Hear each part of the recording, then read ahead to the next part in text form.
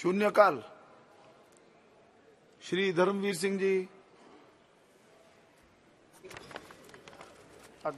सभापति जी, मैं आपके माध्यम से एक बहुत ही ज्वलंत और गंभीर मामला सदन व सरकार के संज्ञान में लाना चाहता हूं। जैसा कि सर्वविदित है कि पूरी दुनिया में भारतीय संस्कृति वसुदैव कुटुंबकम एवं समागम समाज व भाईचारे के लिए जानी जाती है। हमारा सामाजिक ताना बाना दुनिया में सबसे अलग है। पूरी दुनिया के लोग भारतीय संस्कृति विभिन्नता में एकता की कायल है। भारतीय समाज में सदियों से तयशुदा शादियां की परंपरा रही है। आज भी देश में लोगों का एक बड़ा हिस्सा अपने माता पिता या सम्मानीय पारिवारिक सदस्यों द्वारा तय की गई शादियों को ही प्राथमिकता देता है, जिसमें दूल्हा दुल्हन की सहमति भी होती है। तयशुदा शादियां कई चीजों का मेल कराने के आधार पर उन्हीं को ध्यान में रखकर निर्धारित की जाती है, जैसा कि सामाजिक व व्यक्तिगत मूल्य और पसंद, साथ ही उनके परिवारों की पृष्ठभूमि को भी प्राथमिकता दी जाती है। जैसा कि सर्वविदित है कि भारत में शादी को एक पारिवारिक पवित्र बंधन माना जाता है, जो कि 7 पीढ़ियों तक चलता रहता है। भारत में सदियों के जीवन भर पाने के लिए माना जाता है और यहाँ तलाक की दर संयुक्त राष्ट्र अमेरिका की तुलना में 40% की तुलना में मात्र 1.1% है। यह देखा गया है कि तयशुदा शादियों में तलाक की दर बहुत कम होती है। हालांकि हाल के वर्षों में तलाक दर में काफी वृद्धि हो रही है, जिसमें ज्यादातर की वजह प्रेम विवाह होता है। इसलिए मेरा एक सुझाव है कि प्रेम विवाह में लड़का लड़की के माँ बाप की सहमति को जरूरी बनाया जाए, क्योंकि भारत में एक बहुत बड़े भाग में समगोत्र व एक ही गांव में शादी नहीं होती। इसलिए प्रेम विवाह से गांव में झगड़े बहुत होते हैं। इन झगड़ों में खानदान के खानदान बर्बाद हो जाते हैं। इसलिए दोनों परिवारों की सहमति जरूर बनाई जाए। अध्यक्ष महोदय, आजकल समाज में एक नई बीमारी ने जन्म लिया है। वैसे तो ये बीमारी पश्चिमी देशों की है। इस बुराई व सामाजिक बुराई को लिव इन रिलेशनशिप कहते हैं। लिव इन रिलेशनशिप एक ऐसी व्यवस्था है जिसमें 2 लोग, महिला या पुरुष, बिना शादी के साथ रहते हैं। इस प्रकार के संबंध विशेष रूप से पश्चिमी देशों में बहुत आम हो चुके हैं, लेकिन यह बुराई अब हमारे यहाँ भी तेजी से फैल रही है। इसका नतीजा भी भयानक होता है। हाल ही में सरदा और आफ्ताब का मामला सामने आया था, जिसमें दोनों लिव इन रिलेशनशिप में रहते थे। ऐसा कोई उदाहरण नहीं है, बल्कि रोजाना कोई न कोई केस सामने आ जाते हैं।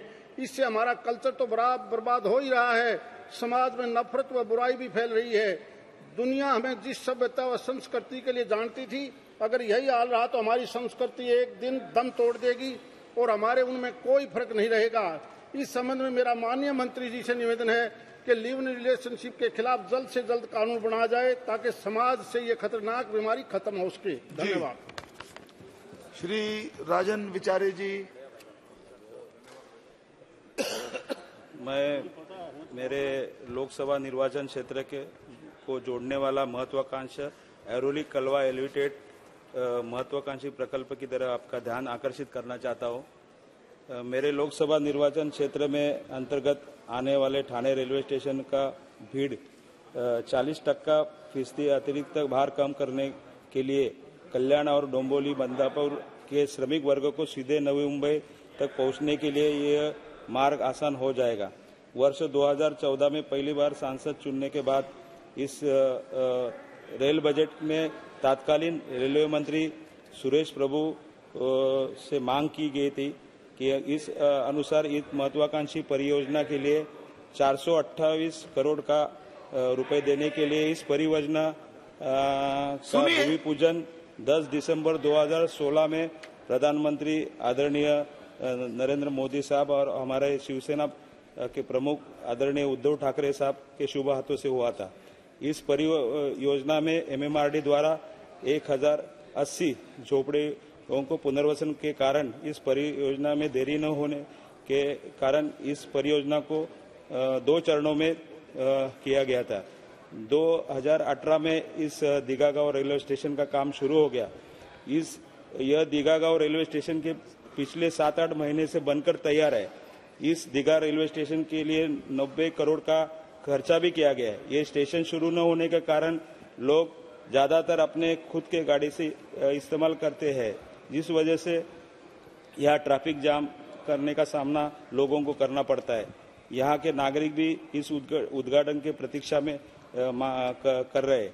इस संबंध में आदरणीय देश के पंतप्रधान नरेंद्र मोदी साहब, रेलवे मंत्री, रेलवे राज्य मंत्री, मध्य रेलवे के प्रबंधक 4 बार स्मरण पत्र देने के बावजूद भी, ये स्टेशन पूरा होने के बावजूद भी ये काम शुरू नहीं किया गया है। इस दीघा स्टेशन के आसपास के क्षेत्र में बड़ी संख्या में आईटी कंपनियां हैं, रिलायंस है और बड़ी बड़ी कंपनी वहां पे है। इसलिए नौकरी के लिए आने वाले श्रमिक वर्ग को, स्थानिक नागरिकों का पैसा और समय दोनों व्यर्थ हो रहा है। इसलिए रेलवे स्टेशन को न खुलने के सेंट्रल रेलवे का भी मिलने वाला राजस्व भी कम हो रहा है। हाल ही में दीघा गांव में ये अभियान किया गया था, ये स्टेशन चालू करने के लिए। उस समय हजारों नागरिकों ने यहाँ पे सहभाग लिया था। मैं आदरणीय देश के पंतप्रधान नरेंद्र मोदी साहब और हमारे रेलवे मंत्री से अनुरोध करता हूँ कि पिछले 7-8 महीने से ये तैयार हुआ ये दीघा गांव रेलवे स्टेशन को तुरंत चालू करे। धन्यवाद। मेरा माननीय सदस्यों से अनुरोध है कि बात कृपया संक्षेप में कहने का प्रयास करें। श्री अशोक कुमार रावत जी।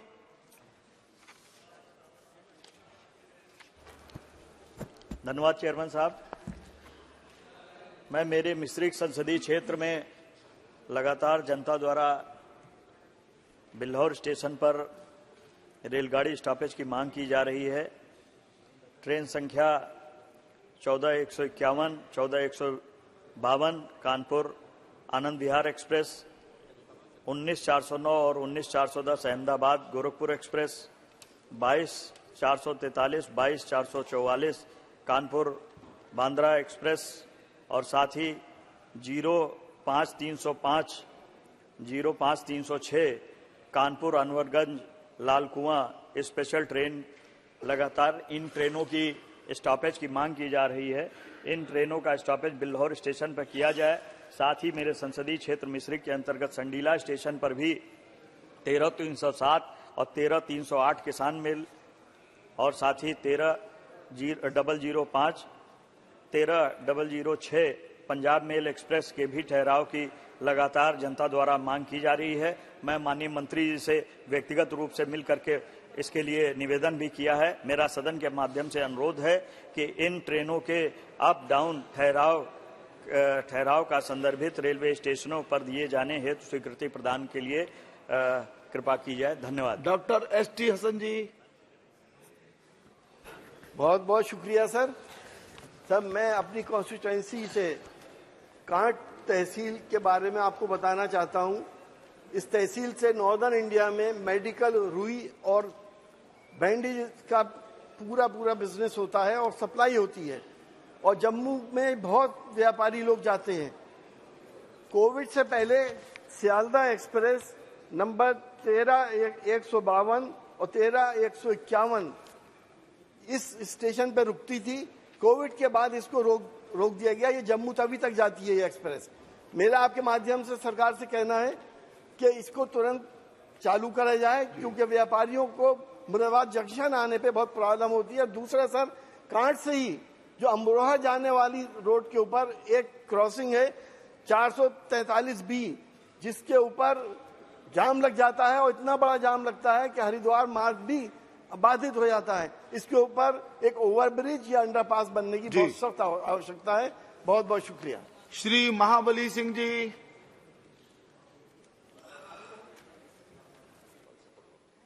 सभापति महोदय, सहारा समूह में देश के करोड़ों लोगों ने अपनी गाढ़ी कमाई के पैसा को बचत करके इन्वेस्ट किया था, जमा किया था महोदय। उनकी मैच्योरिटी भी पूरी होने के बाद आज करीब 12 साल से सहारा समूह के देश भर के निवेशक धरना, आंदोलन, अनशन, प्रदर्शन करते करते महोदय कम से कम जो जमा किए हुए हैं सभापति महोदय, आंकड़ा के अनुसार जमा किए हुए लोग इलाज के अभाव में अपनी बेटी के शादी करने के लिए जो पैसे रखे थे वो नहीं मिल पाया, जिसके चलते अब तक हजारों लोग आत्महत्या कर चुके हैं देश में। लेकिन इसके बाद भी आज तक सहारा समूह ने इन्वेस्टरों को पैसा आज तक नहीं मुहैया करा पाई महोदय। जबकि स्थिति है महोदय कि इस जो सहारा समूह है, जो हमारी सरकार है, इससे भी सुप्रीम कोर्ट सहारा के मामले में फंसी हुई है। और जो इस देश के सहारा समूह में जो निवेशकों ने पैसा किया, वो पैसे के अभाव में आज खाने बिना महोदय मर रहे हैं। इसलिए महोदय हम सरकार से आग्रह करना चाहते हैं कि देश के जो आम गरीब जनता है उसका क्या गुनाह है महोदय। उसने तो अपना पैसा जान करके इसलिए इन्वेस्ट किया था कि ये सरकार का एजेंसियां हैं, ये पैसा मेरा डूबेगा नहीं। लेकिन उन्हें आज ऐसा लग रहा है कि हमारी सरकार उन इन्वेस्टरों को पैसा दिलाने में अपने को असमर्थ साबित हो रही है, जिसके चलते आज बहुत बड़ी स्थिति दयनीय है। इसलिए हम सदन के माध्यम से सरकार से आग्रह करना चाहते हैं कि उन इन्वेस्टरों को, जहां तक सवाल है महोदय, मुझे जानकारी है कि सबसे ज्यादा इन्वेस्टर यूपी और बिहार के हैं। यूपी के कम से कम महोदय, एक मिनट, बहुत गंभीर मामला है, यूपी के कम से कम 85 लाख लोगों ने 2200 करोड़ रुपया इन्वेस्ट किया है। बिहार के 55 लाख लोगों ने 1500 करोड़ रुपया इन्वेस्ट किया है। इनमें से कितने लोग पैसे के अभाव में, इलाज के अभाव में दम तोड़ दिए महोदय। इसलिए हम सदन के माध्यम से सरकार से आग्रह करना चाहते हैं कि कुल काम, सब काम छोड़ करके महोदय